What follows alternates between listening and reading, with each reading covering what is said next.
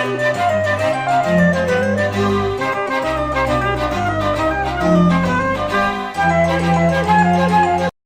జయదేవుడు, నారాయణపురం గ్రామము, మానవపాడు మండలం, Jogulamba district. Super Bunty ఇతని వేసిన నేను. ఇది తీయనీకే కానీ తీయడానికి కానీ బాగా చెట్టుకు కాయ సన్నగా ఉన్న పగడం బాగా నీట్గా మంచిగా దిగుబడి వస్తుంది. ఇప్పుడు నేను 3 సంవత్సరాలు అయ్యబట్టి కూడా ఇది 3 సంవత్సరాలే. ఫస్ట్ డెమో ఇచ్చిండు 1 సంవత్సరం, తర్వాత 3 సంవత్సరాలు కంటిన్యూ ఇచ్చిండు. ఎకరాకి 15 క్వింటాల నుంచి 18 వరకు రావచ్చు.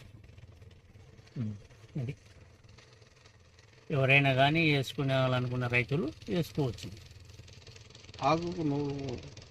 ఆకు కూడా చాలా నువ్వు కూడా చాలా మీద మంచిగా ఉంటుంది. లేదా ఆకు కూడా పెద్దగా ఆకు రభసం కూడా ఉండదు. ఇది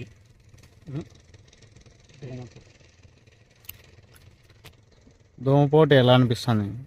దోమపోటు చాలా తక్కువ. ఇది దోమకు తట్టుకుంటుంది బాగా. మందులు మనం వేసింది ఇప్పుడు ముందు దానికి మా దానికి చాలా ఒక నెల తేడా అది వేసడం కూడా. ఫస్ట్ వేసినవి బాగానే వచ్చినాయి. మా ఈ ఏటి వేసిన దాంట్లోకి మాది బాగా మెరుగుంది. ఈ ఏటి వేసినవి కూడా 15-16 క్వింటాలు వస్తున్నాయి. కొంటే ఇంకా వర్షం పడింటే కూడా 20 తగ్గవచ్చు. వర్షం లేనందుకు చాలా సంతోషం.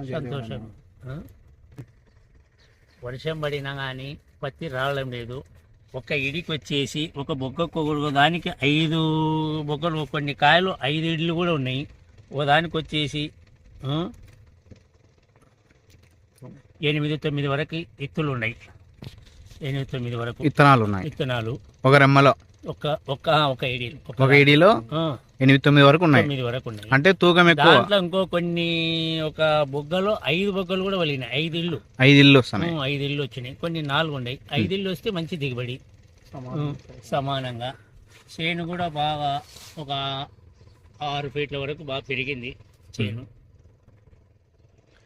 పత్తి రాళ్ళ కనిపిస్తుంది. రావడం మెయిన్ లేదు. వానకు కానీ ఏదైనా తీయడానికి కూడా లేబర్కి కానీ చాలా ఈజీగా ఇట్లా పట్టుకుంటే వచ్చేస్తుంది పత్తి. చాలా ఈజీ.